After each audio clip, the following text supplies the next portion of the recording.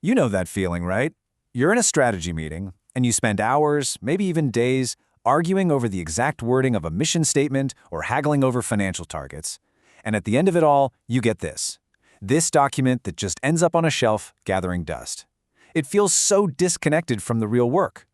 But what if the problem isn't your team or the execution? What if the real problem is how we've all been taught to think about strategy in the first place? I love this quote from Gary Hamel because it just hits the nail on the head. It's the dirty little secret of the whole industry. See, we all know a great strategy when we see one, after the fact. But the actual process of creating one, it's basically a black box. We get these templates and frameworks that, sure, they produce a plan, but they don't produce a real strategy. They don't spark that breakthrough insight. So, that begs the question, right? If just following a bunch of steps in a process is flawed, then what's the alternative? How do the great strategists, the ones who really change the game, actually come up with those brilliant moves? To get to that answer, we first have to understand the trap that so many of us fall into. Welcome to the world of bad strategy. It's a land filled with fluffy, feel-good mission statements, and even worse, a place where we constantly mistake financial goals for an actual strategy. This image just perfectly captures that flawed thinking, doesn't it? We all kind of wish we had a strategy calculator, a magic box where we could just plug in 20% growth and 15% profit margin, hit the go button, and out pops a perfect strategy. It's such a tempting idea, but it's a total fantasy. And this right here is the fundamental mistake that leads to almost all bad strategy. We start with the goals. But as the strategy expert Richard Rumelt says, goals are just a bright, shiny distraction. A great strategy is what produces those amazing financial results. You can't just work backward from the numbers you wish you had.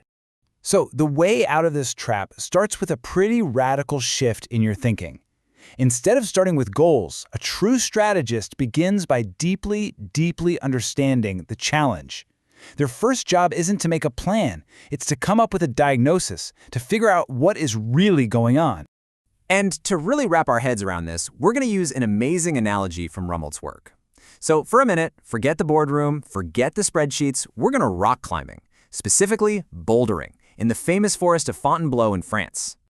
Check this out. This climber is at the most critical moment of a very famous bouldering problem. Climbers have a name for this exact spot. They call it the Crux. Now, the Crux isn't just any hard move. It is the single move that unlocks the entire rest of the climb. Everything, and I mean everything, hinges on solving this one specific puzzle. You solve the Crux, you get to the top. You fail at the Crux, and all the strength and desire in the world won't save you. And this powerful idea of the Crux, well, it isn't just for climbers. It's the central idea for any leader who's facing a really complex challenge. It's the ordeal you have to overcome to win. So here's the definition. You need to remember this one. The crux is the most important part of a set of challenges that is also addressable. See, it's not just the biggest problem. It has to be both of those things. Number one, it has to be the most important piece of the puzzle. And number two, it has to be something you can actually solve. It's that one pivotal point where your focused effort can make all the difference. Finding it is a real skill, and it breaks down into 3 steps. First, you have to be able to cut through all the noise and judge what's truly important versus what's just a distraction. Second, you have to be brutally honest about how hard it's going to be. Is this problem actually solvable? And third, once you find it, you have to have the discipline to pour all your resources and energy right there, instead of spreading them thin across a dozen different things. Okay, so this all sounds great in theory, but what does it actually look like in the real world? What's the payoff for finding and solving the crux? Well, for that, let's look at one of the most incredible business stories of our time, SpaceX. Just think about that number for a second. A 95% cost reduction. That's not a small improvement, that's a complete reinvention of an industry.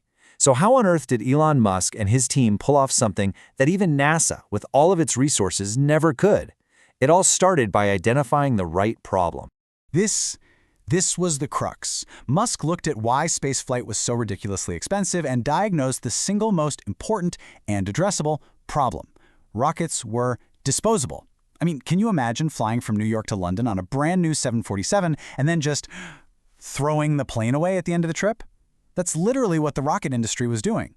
The crux of the entire cost problem was reusability. And here's where the creative genius comes in. The old way of thinking, like with the space shuttle, try to solve re-entry with these incredibly complex and fragile heat shields. But Musk's team had this amazing insight. They realized that fuel is a whole lot cheaper than building and fixing tens of thousands of those little thermal tiles. So they designed a rocket that could flip around, fire its own engines, and land itself softly on the ground. They used a little bit of cheap fuel to solve the impossibly expensive problem of a fiery re-entry. And the result? It is absolutely staggering. Just look at this chart. That big bar on the left, that's the cost for the space shuttle. Now look all the way to the right for the Falcon Heavy. It's almost too small to even see on the same scale. That is what happens when you correctly identify and solve the crux. You don't just get a little better. You shatter the entire industry. That's the power we're talking about. So what does this all mean for you? Look, the story of SpaceX isn't just some cool anecdote about rockets. It is a completely different way of thinking that you can apply to any challenge you're facing, whether it's in your business, in your career, or, hey, even in your personal life. So here's the toolkit to take with you. It's simple. First, please stop starting with goals. Start with a deep, honest diagnosis of the challenge. Ask yourself, what is really going on here? Second, hunt for the crux. What is the single most important part of this challenge that we can actually do something about? And third, once you've found it, design a smart, focused set of actions to overcome that crux, and only that crux. So I'll leave you with this question. Think about the biggest, thorniest, most complicated challenge on your plate right now. Don't think about the goals, don't think about the mission statement. Instead, just ask yourself, what is the crux of this problem? What is that one pivotal point where a real breakthrough is actually possible? Find that, and you've just taken your first real step from being a planner to becoming a true strategist.